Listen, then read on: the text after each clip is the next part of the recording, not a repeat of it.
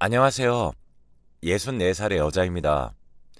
얼마 전 꿈에도 상상 못했던 무시무시한 일을 겪어 그 일을 얘기하고자 이렇게 사연을 보냅니다. 저는 학교 선생님을 하는 남편을 두고 평생 가정적으로 살았답니다. 먹고 사는데 큰 문제는 없었지만 또 그렇다고 넘치진 않았어요. 그러다 IMF 때 사업을 하던 시댁 쪽이 쓰러지게 되면서 보증을 선 저희 부부도 빈털터리가 되었습니다. 당장 살고 있던 집도 경매를 넘어가게 되자 갈 곳 없던 남편과 저는 고등학생 아들을 데리고 월 20 단칸방으로 들어가게 되었어요. 원래도 공부를 잘하던 아들은 지긋지긋한 가난에서 벗어나야겠다며 이를 악물고 공부를 했습니다. 그 시절을 생각하면 웃음보다 눈물 먼저 나네요.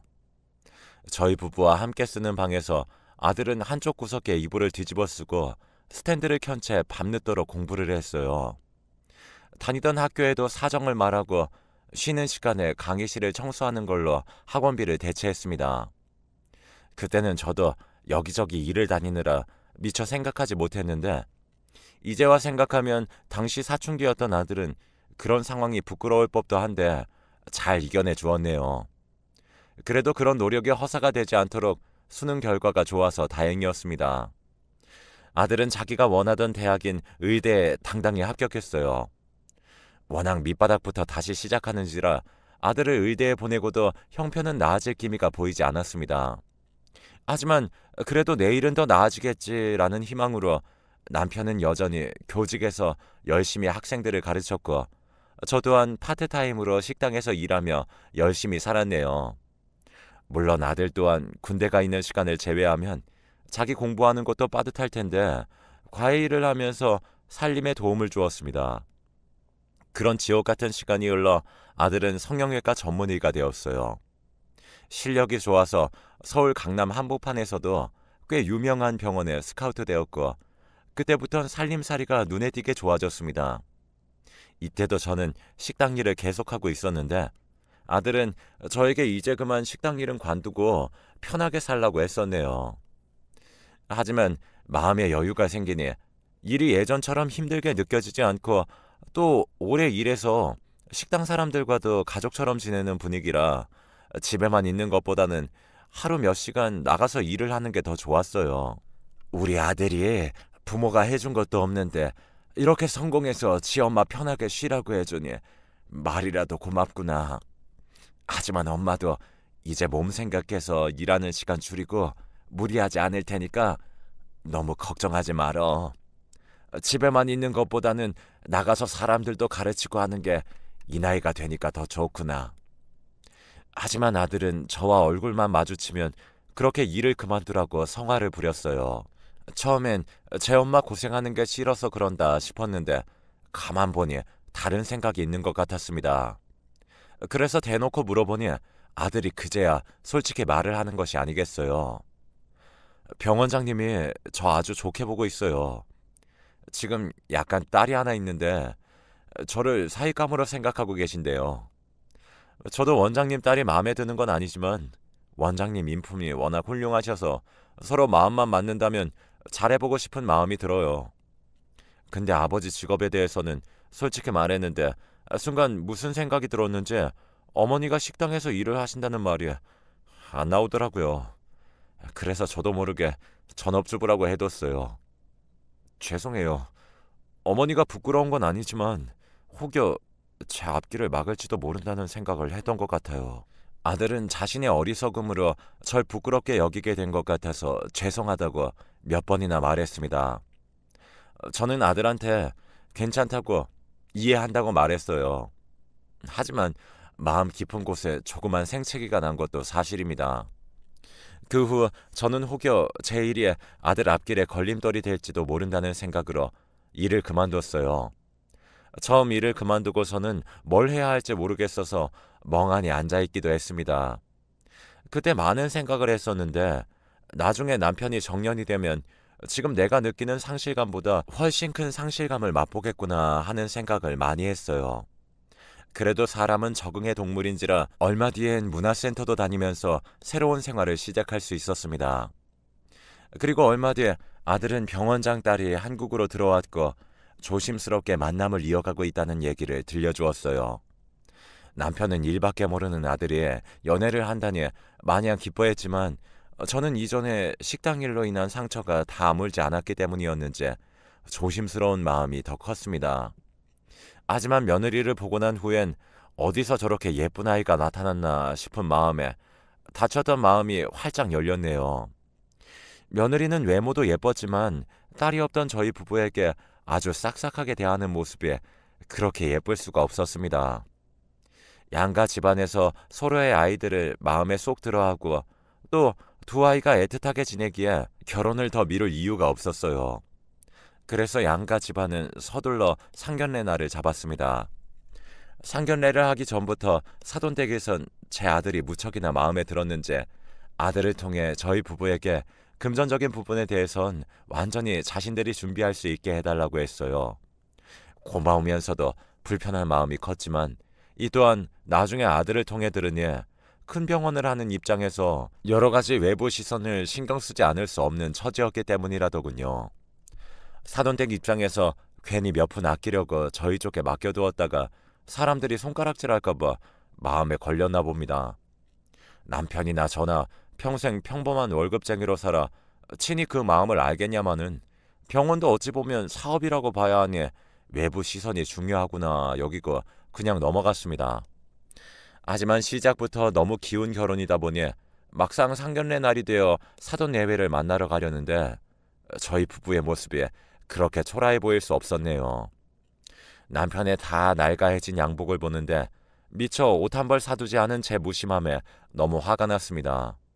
물론 남편뿐만이 아니라 제가 갖춰 입으려던 옷 또한 낡아 빠지긴 마찬가지였죠.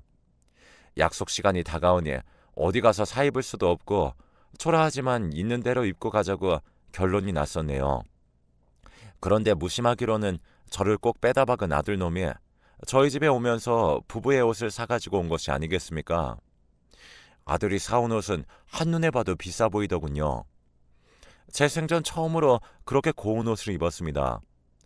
겉모습은 항상 아무것도 아니라고 여겼던 저지만 거울에 비친 제 모습을 보니 어깨가 당당하게 펴지는 기분이었어요. 남편도 생전 가져본 적 없는 고급 양복과 구두에 기분이 좋은 것 같았습니다. 그렇게 저희 부부는 아들의 도움으로 아주 멋지게 차려입고 상견례 장소로 향했어요. 상견례장은 서울 시내에 이런 곳이 있나 싶은 산으로 둘러싸인 한옥집이었습니다. 주변 경관이 빼어나게 아름답고 아는 사람이 아니라면 찾아오지도 못할 그런 곳에 있었죠. 어쩐지 저희 부부가 상견례장으로 바로 가겠다고 했을 때 아들이 그랬거든요. 거긴 차 없으면 못 와요. 택시 타도 입구 쪽에서 들어오지 못해서 자차 이용해서 가는 게 제일 나아요. 직접 와보니 아들이 그렇게 말한 이유를 알겠더군요. 저 밑에서부터 예약된 차량이 아니면 아예 접근부터 못하는 그런 곳이었습니다. 그날 남편이랑 저에겐 살면서 가져보지 못할 옷과 가보지 못할 장소로 갔던 아주 희한한 날이었어요. 예약된 방으로 들어가니 사돈 내외는 먼저 도착해 있더군요. 저희 부부가 도착하고 한식이 코스로 나오기 시작했습니다. 사돈 두 분은 머리부터 발끝까지 귀티가 풀풀 나는 것이 저희 부부가 아무리 꾸며왔다고 해도 또 비교가 안 되더군요. 그래도 사돈 내외가 이것저것 저희 부부가 혹시 불편하지 않을까 많이 신경을 써주셔서 상견례하는 동안 점점 더 자리가 편해졌네요. 한참 이런저런 이야기가 오고 간 후 본격적으로 결혼 준비에 대한 얘기가 나왔어요. 바깥 사돈이 먼저 말을 꺼냈습니다. 아드님 통해서 들으셨겠지만 저희 쪽에서 애들에게 이것저것 준비를 해주려고 합니다. 혹시 이 부분에 대해서는 저희한테 서운하진 않으신지요? 저희 자식을 예쁘게 봐주시고 그렇게 아껴주시니 감사할 따름이죠. 단지 비로소 자식에게 마음만큼 풍족하게 해줄 수 없는 게 죄송할 따름입니다. 사돈 내외께서 아드님을 이렇게 훌륭하게 키워주신 것만으로도 충분합니다. 저희 집도 딸을 키워내면서 어쩌다 보니 경제적인 여유가 있는 것뿐이니 그 부분에선 더는 마음 쓰지 않으셨으면 해요. 서로 이렇게 주거니 받거니 좋은 시간을 보내며 결혼 날짜를 정한 후 나머지는 사돈 내외가 전적으로 준비하기로 결정해놨습니다. 시간은 빠르게 흘러 결혼식까지 무리 없이 진행되었어요. 그 후엔 아이들이 양가 집안을 오가며 바쁜 시간을 보내느라 한동안은 저희 부부도 정신이 하나도 없었네요. 오히려 결혼 준비 기간에 할 일이 없다 보니 아이들 결혼 후가 저희 부부에겐 더욱 바쁘게 느껴졌습니다. 한 달가량 정신없이 시간이 지나고 아이들도 조금씩 안정되며 신혼부부로서 더할 나위 없이 행복한 신혼생활이 시작되었네요. 처음 신혼집에 초대받아 가던 날을 잊을 수가 없습니다. 300평대 전원주택이라고 이미 전에 들었지만 실제로 본 집은 어마어마하더라고요. 무슨 미술관이라도 해도 믿을 만큼 예쁘고 고풍스러운 집이었어요. 며느리는 저와 남편이 입을 못 다무는 모습을 보더니 살갑게 웃으며 말했습니다. 아버님 퇴직하시면 여기 내려와서 저희랑 같이 지내요. 저 아직 살림도 하나도 할 줄 몰라서 나중에 어머님한테 엄청 혼날 것 같아요. 그래도 예쁘게 봐주시고 천천히 하나씩 알려주셔야 해요. 말이라도 저리 해주니 어찌나 예쁘던지요. 그날에는 아이들과 맛있게 밥을 먹고 하루 잠까지 자고 다음날 집으로 돌아왔네요. 저희 부부는 이제 큰 걱정 하나 덜었고 우리 둘 남은 여생만 잘 보내면 되겠다며 서로 고생했다고 다독여 주었습니다. 시간이 지날수록 아들 내외는 어쩜 그리 잘 어울리는지 하늘이 맺어준 짝으로 보였네요. 저는 1, 2주에 한 번씩 며느리 부탁으로 반찬도 해다주고 또 며느리와 수다 떠는 시간도 보냈습니다. 제 친구들 모두 이런 며느리와 제 사이를 부러워할 정도였죠. 예, 어쩜 너는 무슨 복이 있어서 그런 며느리를 얻었다니? 우리 며느리는 내가 반찬을 해줘도 싫다. 밥 사준다고 얼굴을 보자고 해도 싫다. 내가 무슨 얘기만 하면 무조건 싫대. 또 등신 같은 아들놈은 집안일엔 신경도 안 써서 지혜미가 어떤 꼴을 당하는지 관심도 없어. 네 팔자가 제일 부럽다. 친구들의 질투 섞인 부러움을 받을 때만 해도 저도 그러게나 말이야. 평생 고생이나 하면서 살 팔자인 줄 알았는데 아들 며느리 덕에 요새 정말 살만 난다 얘. 이렇게 말하며 제 인생에 행복만 남은 줄 알았습니다. 그때가 아들이 결혼하고 1년이 채 되지 않았을 무렵이었어요.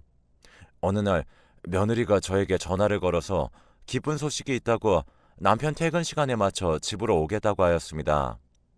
어머님, 드릴 말씀이 있어요. 아버님 퇴근 시간 맞춰서 집으로 갈게요. 아마 어머님도 들으시면 엄청 좋아하실 얘기일 거예요.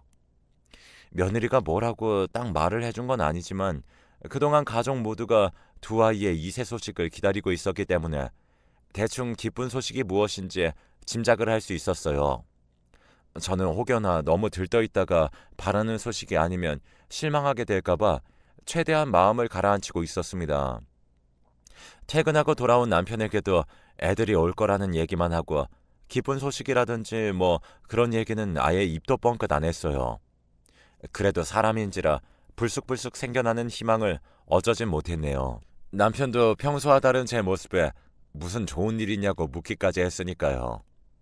저는 평소에 며느리가 좋아하는 음식들로 저녁을 차리고 아이들이 오길 기다렸습니다.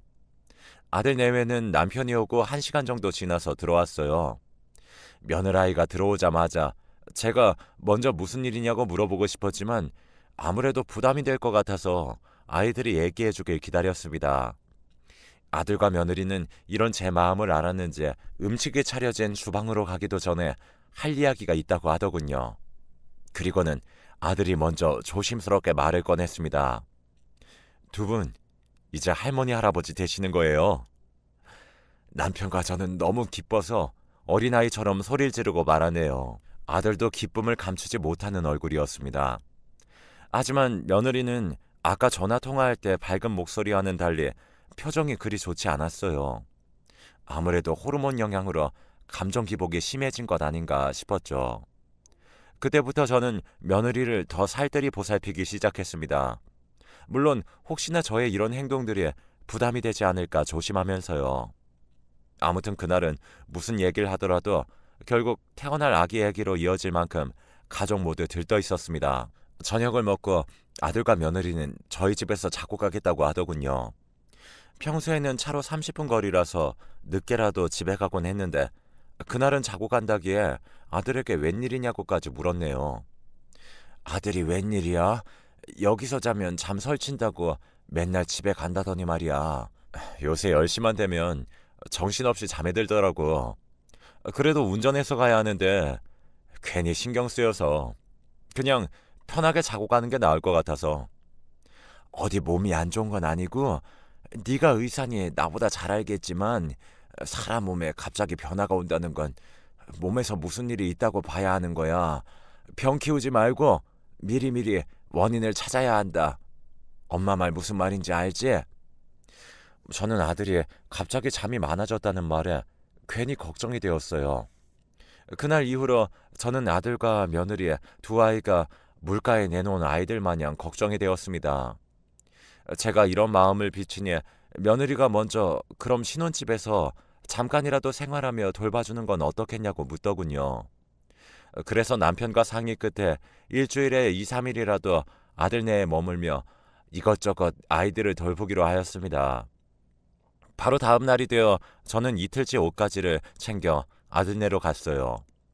며느리는 임신하고 부쩍 살도 빠지고 기운이 없어 보였습니다.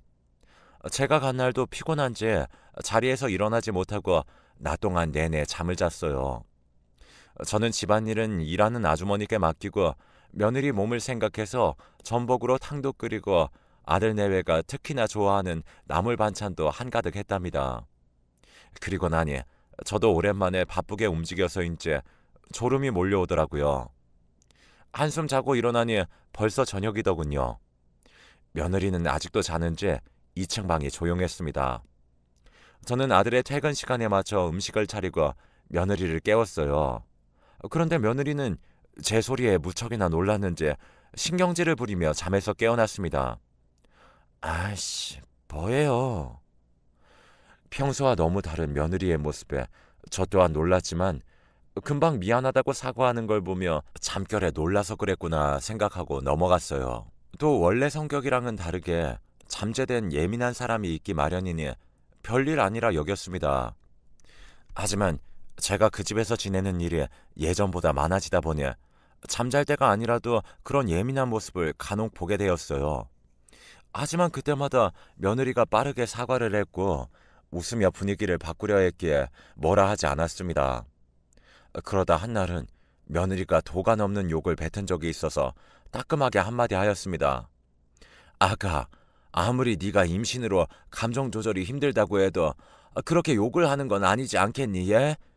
다른 때도 욕이라면 자신의 인성을 깎아내리는 짓인데 하물며 네 아이를 품고 있는 때니까 그 부분은 더욱 조심하도록 하거라.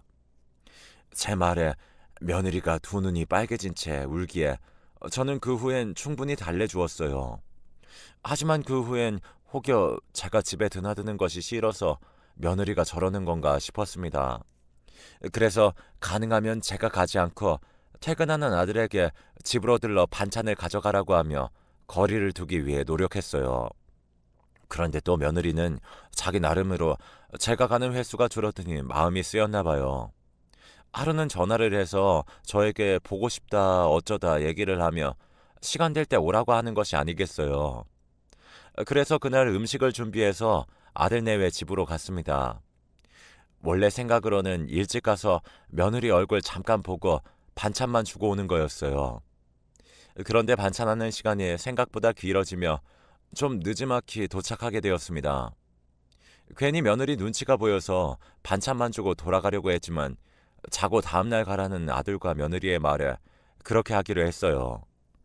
아들은 저번에 얘기했듯 10시가 되니 꾸벅꾸벅 졸기 시작했습니다. 며느리와 제가 들어가서 자라고 했더니 아들은 겨우 몸을 일으켜 방으로 들어가더라고요. 그리고 저는 조금 있으니 잠이 몰려오기 시작했어요. 나이가 들어선지 잠이 줄어서 늦게 자고 일찍 일어나는 생활이 반복되고 있었기에 오히려 일찍부터 졸리니 잘 됐다 싶었습니다. 며느리에게 먼저 자겠다고 이야기하고 방으로 들어갔어요. 그런데 한참 자고 있는데 방문이 끽 열렸다 닫히는 소리가 들렸고 원래 잠기가 밝았던 저는 그 소리에 잠이 깨고 말았습니다. 자리에서 일어나 무슨 일 있나 나가보려는데 방문 밖에서 며느리의 목소리가 들려왔습니다. 처음에는 저한테 무슨 얘기를 하나 싶었는데 가만 들어보니 통화 중인 것 같았어요. 저는 문손잡이를 놓고 다시 자리에 누웠습니다. 괜히 저 때문에 며느리가 사생활도 없이 불편해질까봐 그랬죠. 그런데 다시 자려고 누워도 잠이 오지 않았습니다. 또 하필이면 며느리가 제가 자는 방이 있는 2층 거실에서 통화를 하는데 가끔씩 크게 웃는 바람에 잠은 더욱더 달아났어요. 시계를 보니 새벽 1시가 넘은 시간이더군요. 늦게까지 누구랑 저렇게 통화를 하나 생각하고 있는데 며느리가 1층으로 내려가는 소리가 들렸습니다. 저는 잠도 깬 마당에 텔레비전이라도 볼 겸 방을 나왔어요. 그런데 방을 나서니 며느리의 통화 내용이 아주 생생하게 들리는 게 아니겠어요. 1층 주방에서 통화를 하는 것 같은데 바로 옆에서 얘기하는 것처럼 들렸습니다. 그런데 문제는 며느리의 통화 내용이었습니다. 우리 시엄마한테도 먹였어. 근데 많이 먹은 게 아니라 오늘은 좀 신경 쓰여서 못 나가겠고 내일 남편 재우고 나갈게. 이 말을 듣는데 뭔가 이상하다는 생각이 들었어요. 안 그래도 요즘 들어 부쩍 달라진 며느리가 이상하다고 느끼고 있던 차였기에 저는 당장 핸드폰을 꺼내 동영상을 찍기 시작했습니다. 그리고 발소리를 죽이고 조용히 주방 쪽으로 갔는데 정말 경악할 모습을 목격하고야 말았습니다. 며느리는 계속 통화 중인 상태로 제가 가져온 반찬을 꺼내 흰 가루를 섞고 있었습니다. 여기까지 동영상으로 촬영한 저는 손발이 떨려서 도저히 가만히 있을 수 없었습니다. 하지만 며느리에게 들킬까 두려워 엉금엉금 기어 2층으로 올라갔고 아들이 자고 있는 방으로 들어갔어요. 저는 조용히 아들을 깨우기 시작했습니다. 하지만 아들은 약기운 때문인지 쉽게 일어나지 못했어요. 아들, 일어나봐. 지금 큰일 난 것 같다. 눈 좀 떠봐. 끈질기게 아들을 흔들어 깨우니 그래도 겨우 일어나더군요. 저는 아들에게 자초지종은 나중에 설명할 테니 우선은 집을 나가자고 했습니다. 아들은 영문도 모르고 제가 서둘러 말하니 주섬주섬 옷을 챙겨 입기 시작했어요. 저는 그 사이 방을 나와서 일부러 며느리가 들을 수 있게 큰 소리로 말했습니다. 네 아버지가 지금 몸이 많이 안 좋으시다고 하는구나. 지금 집에 가봐야 할 것 같은데 아들, 운전할 수 있겠어? 항상 영민했던 아들은 제 말 속에 분명 다른 뜻이 있다는 걸 한눈에 눈치채고는 일단 나가자고 하였습니다. 며느리도 그 소리에 뛰어와서 아버님이 어디가 안 좋냐, 자신과 함께 가는 게 낫지 않겠냐 이런 소리를 하였어요. 저는 며느리에겐 집에서 쉬라고 하였습니다. 지금 밤도 늦었는데 임신한 몸으로 무리하지 않는 게 좋을 것 같구나. 우리가 가서 상황 보고 연락 줄 테니 너는 걱정 말고 집에서 쉬고 있거라. 며느리도 제 말에 수긍해서 저는 아들만 데리고 그 집을 나올 수 있었습니다. 아들은 그 소란에 잠이 전부 깬 상태라 다행히 운전을 할 수 있었고 저희는 무사히 집으로 도착할 수 있었어요. 집에 도착한 저는 지체 없이 촬영한 동영상을 보여주었습니다. 함께 보던 남편과 아들은 할 말을 잃고 망연자실한 표정이더군요. 너무나 믿고 있던 며느리였기에 바람을 암시하는 통화 내용과 또 정체를 알 수 없는 흰 가루를 아들에게 먹여왔다는 사실이 고통으로 다가왔죠. 저는 아들에게 길게 산 것도 아니니 이쯤에서 이혼하는 게 어떨지 물었어요. 아들, 나도 내 며느리를 참 예뻐하지만 가만 보니 애가 그 본성을 감추고 우릴 대했던 것 같구나. 이대로 계속 같이 사는 게 무슨 의미가 있을까 싶단다. 제 말에 남편과 아들 모두 동의했습니다. 하지만 아들은 그렇게 말하더군요. 하지만 이렇게 증거가 미비한 상태로 이혼을 진행할 수는 없어요. 일단 모른 척 증거를 좀 더 모을게요. 그때까지만 조금 기다려주세요. 다음 날이 되어 아들은 아무 일 없는 척 집으로 돌아갔고 그때부터 저는 반찬을 해서 2통에 나눠 담았습니다. 하나는 며느리에게 건네주었고 다른 하나는 며느리 몰래 아들에게 주었습니다. 며느리가 또다시 정체 모를 흰가루를 섞을 걸 대비해서였죠. 얼마 뒤에 아들이 퇴근 후 바로 저희 집으로 와서 이야기를 꺼냈습니다. 아내가 주는 음식이랑 어머니가 저한테 따로 주신 반찬을 몰래 바꿔치기 하고 먹었더니 갑자기 잠드는 일이 없었어요. 그래서 밤에 몰래 아내 통화 내용을 녹음했는데 역시나 우리가 생각한 것처럼 저 몰래 다른 남자를 만나고 있더군요. 아내 블랙박스를 확인하니 그 남자와 함께 있던 증거도 충분히 나왔어요. 또 아내가 가지고 있던 흰 가루는 수면제 성분이었고요. 증거는 모두 모았고 내일 장인어른께도 이 부분에 대해서 전부 이야기하고 이혼을 요구할 생각이에요. 저희 가족은 아들이 녹음한 며느리의 통화 내용을 들었습니다. 며느리는 저희 가족에 분명 불만이었는지 한참 욕지거리를 섞어 저희 가족을 욕하고 또 상대방 남자에게 사랑한다는 말도 했었습니다. 하지만 이 중 가장 충격적인 내용은 따로 있었습니다. 우리 애기도 조금 있으면 태어날 텐데 일단 남편 호적에 올리는 수밖에 없을 것 같아. 불만스럽겠지만 한동안 우리 사이는 이렇게 몰래 만날 수밖에 없어.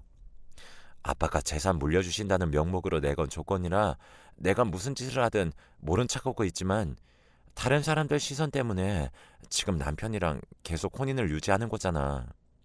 내 계획은 2, 3년 안에 남편이 바람피도록 유도해서 남편한테 전부 뒤집어 씌우는 거야. 그때까지 우리 둘 다 쥐죽은 듯이 참자.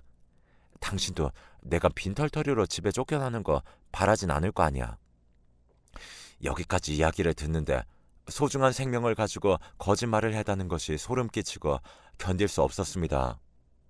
다음날 우리 가족은 모두 모여 며느리와 사돈 내외를 만나자고 했습니다. 식당에서 만나 바로 말을 꺼내기 어려워 일단은 평상시처럼 행동하며 함께 밥을 먹었어요.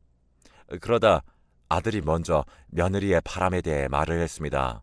이런 자리에서 말씀드리는 게 편한 건 아니지만 아내가 현재 바람을 피고 있습니다. 다 같이 모인 데서 얘기하고 끝내고 싶어서 이렇게 불렀습니다. 그 말에 며느리와 사돈 내외는 무슨 소리를 하냐고 길길이 날뛰었고 아들은 사본으로 준비해둔 증거들을 모두 보여주었습니다. 그러자 며느리는 갑자기 욕을 하고 자리를 박차고 나갔어요. 내가 처음부터 이 결혼 싫다고 했지. 몰라. 난 약속 있으니까 갈 거야. 이혼을 시키든 말든 알아서 해. 사돈 내외는 무척이나 당황한 것 같았지만 곧 평정을 되찾고 저희 가족에게 나중에 다시 얘기하자며 일단 자리에서 나가더군요. 그 바람에 남편과 저 그리고 아들도 집에 가기 위해 일어섰습니다. 그런데 주차장으로 가는 길에 며느리가 고래고래 소리치는 게 들리지 않겠어요. 뭐든 하나라도 증거를 더 잡는 게 좋겠다는 생각으로 핸드폰 녹음기를 켜고 아들이 조용히 다가가 그 소리를 녹음했어요. 내가 이래서 거지 같은 집구석이랑 결혼하기 싫다고 했잖아. 이게 엄마 아빠가 원하던 거야? 지금 지들이 뭐 대단한 증거라도 잡았다고 생각하는데 그런다고 우리 집 재산이 자기들한테 돌아간다고 착각하는 거 아니야? 아빠, 무슨 일이 있어도 그 집구석한테 한 푼도 주지 마. 알겠어? 안 그러면 나 죽는 걸 보는 거야. 그러자 바깥 사돈이 자기 딸의 입을 막으며 말했습니다.